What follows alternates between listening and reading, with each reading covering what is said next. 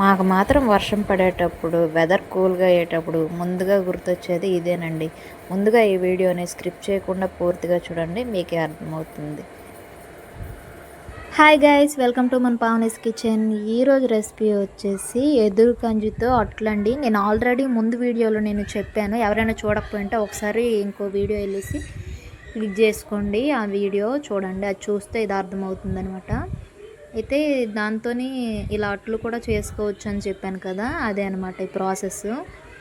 ఎదురు కంజిని ముందుగా చిన్న చిన్న ముక్కలుగా కట్ చేసుకొని ఉంచుకోవాలి. అవి వాటర్లో కడిగేసి కుక్కర్లో పెట్టేసి ఉడకబెట్టుకోవాలన్నమాట. 2 విజిల్స్ వస్తే సరిపోతుంది. ఇంకో పక్క ఏమో మనకి దానికి కావాల్సిన రుబ్బు ఏమో ఏంటి అంటే వాటి కోసమేమో బియ్యాన్ని నానబెట్టుకోవాలి. బియ్యము మ్యాక్సిమం 2 అవర్స్ నానితే సరిపోతుంది. లేదంటే పిండి ఉన్న పిండితో చేసుకోవచ్చు, కానీ బియ్యం అయితే మంచి టేస్ట్ వస్తుంది. అదైతే నానిన తర్వాత మిక్సీలో వేసుకోవాలి. మిక్సీ కప్లో పెట్టుకున్న తర్వాత అందులోనే 4 పచ్చిమిర్చి, ఎండుమిర్చి అయినా పర్లేదు, అవి వేసుకోవాలన్నమాట. అవి వేసుకున్నాక ఓ 4 రెబ్బలు ఇవి వెల్లుల్లిపాయ కూడా వేసుకోవాలి. దాంతో జీలకర్ర వేసుకోవాలి. జీలకర్ర మెయిన్ అండి, అది వేసుకుంటేనే టేస్ట్. తర్వాత అల్లం వెల్లుల్లి పేస్ట్ కొంచెం అది యాడ్ చేసుకుంటే సరిపోతుంది. అందులో కొంచెం వాటర్ యాడ్ చేసుకొని ఇంకా మిక్సీ పట్టేసుకోవడమని. కొంచెం లూజ్గా ఉండాలి. ఇప్పుడు మనం దోశల పిండి ఎలా కలుపుతామో అలా అనమాట. మరీ అంత కాదులే, కొంచెం టైట్ ఉంటే సరిపోతుంది.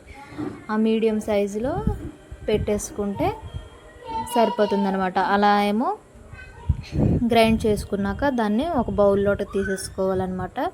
వీడియోలో చూస్తున్నారు కదండి, ఇది ఒకసారి ట్రై చేయండి. మ్యాక్సిమం ఎవరికైనా ఎక్కడైనా దొరికితే అమ్ముతారు కూడా చాలామంది, పల్లెటూరులో దొరుకుతుంది ఎక్కువ శాతం.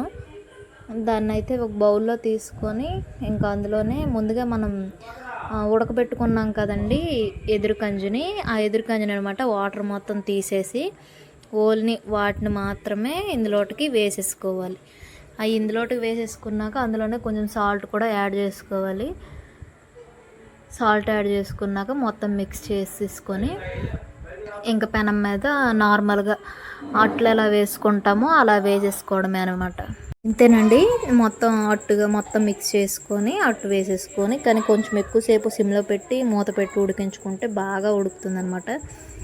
అది బియ్యం పిండి కాబట్టి కొంచెం బాగుంటుంది, కరకరలాడుతుంది, చాలా టేస్టీగా ఉంటుంది. ఓసారి ట్రై చేసి చూడండి. మీకు కానీ వీడియో నచ్చితే లైక్ చేసుకోండి, సబ్ చేసుకోండి గైస్. చాలా అంటే చాలా బాగుంటుంది రెసిపీ. ఎవరు కానీ స్క్రిప్ట్ చేయకుండా నీట్గా చూడండి, మీకే అర్థమవుతుంది. ఇది పల్లెటూరులోనే ఎక్కువ దొరుకుతుంది.